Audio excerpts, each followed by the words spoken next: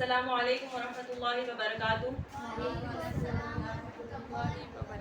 ان الحمد للہ نحمده ونستعینه ونستغفره ونعوذ باللہ من شرور انفسنا ومن سیئات اعمالنا من يهده الله فلا مضل له ومن يضلل فلا هادي له.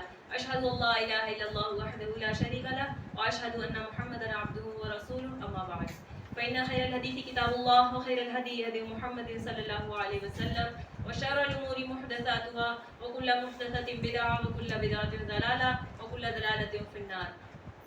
عن أبي هريرة رضي الله عنه قال قال رسول الله صلى الله عليه وسلم حق المسلم على المسلم ست فإذا لقيته فسلم عليه فإذا دعاك فأجبه فإذا استنصحك فانصحه فإذا عطس فحمد الله فشمته وإذا مرض فعده وإذا مات فاتبعه.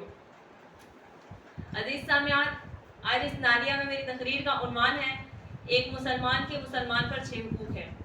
اللہ سبحانہ و تعالیٰ نے جو مسلمان کے مسلمان پر حقوق بتائے ہیں ان میں سے چند یہ ہیں کہ رسول صلی اللہ علیہ وسلم نے فرمایا. حضرت ابو ہریرہ رضی اللہ عنہ حدیث کے راوی کہتے ہیں قال رسول اللہ صلی اللہ علیہ وسلم حق المسلم علی المسلم ست، کہ ایک مسلمان کا دوسرے مسلمان پر 6 حق ہیں.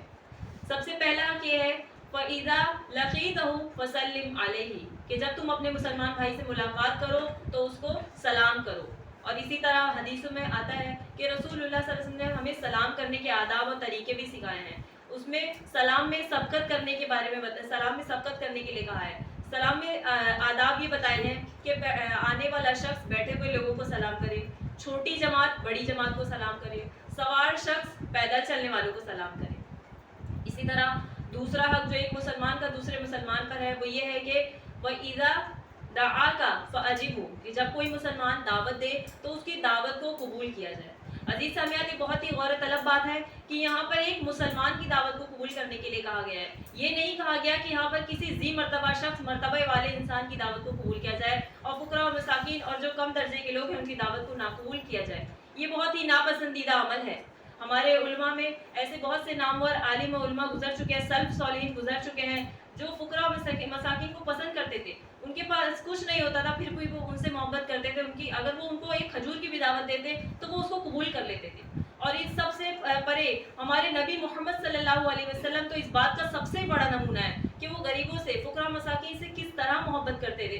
ان کے پاس کچھ نہیں ہوتا تھا لیکن اگر وہ ان کو ایک کھجور کی دعوت دیتے تو وہ اس کو بھی قبول کر لیتے تھے. اسی طرح تیسرا حق جو ایک مسلمان کا دوسرے مسلمان پر یہ ہے وَإِذَا اسْتَنصَحَكَ فَانصَحْهُ، یعنی کہ جب کوئی مسلمان اپنے مسلمان بھائی سے کوئی مشورہ طلب کرے، نصیحت طلب کرے تو اس کو بہترین نصیحت کی جائے، اچھا مشورہ دیا جائے تاکہ اس کے ذریعے اس کو فائدہ حاصل ہو. چوتھا حق ایک مسلمان کا دوسرے مسلمان پر یہ ہے وَإِذَا عَطِسَ، یعنی کہ جب وہ چھینکے فَحَمِدَ اللَّهَ، اور اللہ کی حمد بیان کرے یعنی کہ الحمدللہ کہے، فَشَمِّتْهُ، تو تم بھی اس کے چھینک کے جو اس نے تسبیح بیان کی اس کا جواب دو. یعنی کہ جب کوئی مسلمان چھینکے اور الحمدللہ کہے تو ہمیں یرحمک اللہ کہنا ہے. یہ بھی ایک مسلمان کا دوسرے مسلمان پر حق ہے. ایسے ہی بہت سے چھوٹے چھوٹے اعمال پر اتنی بڑی بڑی نیکیاں اللہ سبحانہ تعالیٰ نے رکھی ہے کہ جس کا ہم خیال بھی نہیں کر سکتے. اسی طرح پانچواں حق جو ایک مسلمان کا دوسرے مسلمان پر ہے وہ یہ ہے وَإِذَا مَرِضَ فَعُودْهُ، یعنی کہ جب وہ بیمار ہو جائے تو اس کی عیادت کے لیے جائے. یہ ایک ایسا عمل ہے کہ اگر کوئی شخص اپنے مسلمان بھائی کی عیادت کے لیے صبح کو جاتا ہے تو شام تک 70,000 فرشتے اس کے لیے دعا گو رہتے ہیں. اسی طرح اگر شام کو عیادت کے لیے جاتا ہے تو 70,000 فرشتے صبح تک اس کے لیے دعا کرتے رہتے ہیں. اسی طرح چھٹا حق جو ایک مسلمان کا دوسرے مسلمان پر ہے وہ یہ ہے وَإِذَا مَاتَ فَاتَّبِعْهُ، یعنی کہ جب اس کی وفات ہو جائے تو اس کے جنازے کے پیچھے چلے، اس کے لیے دعائے خیر کرے.